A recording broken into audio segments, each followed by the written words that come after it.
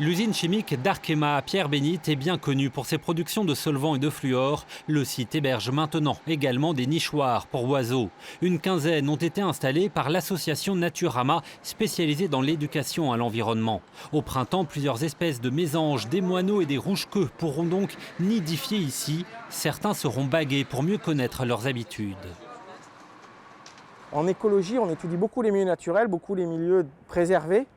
Et qu'est-ce qui se passe dans les milieux urbains, dans les milieux, ce qu'on appelle maintenant l'écologie urbaine?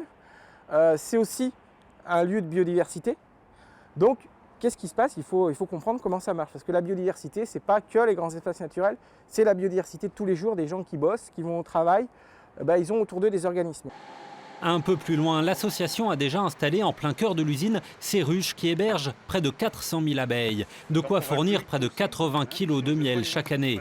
Au-delà du symbole, la cire, le pollen et les abeilles elles-mêmes sont analysées pour mesurer la pollution de l'air dans cette vallée de la chimie. Ce qu'on constate, effectivement, c'est qu'on est dans un couloir de la chimie. Effectivement, il y a tout autour de nous plusieurs usines qui ont une activité plus ou moins polluante. Mais on s'aperçoit que finalement, ce n'est pas là où est le mal. Le mal, finalement, j'ai envie de dire, il vient plutôt de l'accumulation de différents polluants.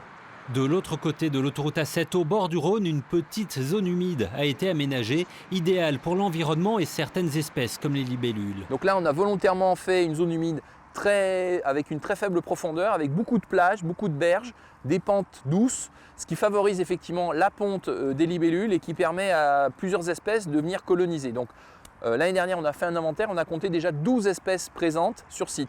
Cette zone a aussi un invité de marque, le castor, qui vient ici régulièrement manger du peuplier et du saule, ses végétaux préférés. Le mammifère colonise petit à petit toutes les berges du Rhône jusqu'à Lyon.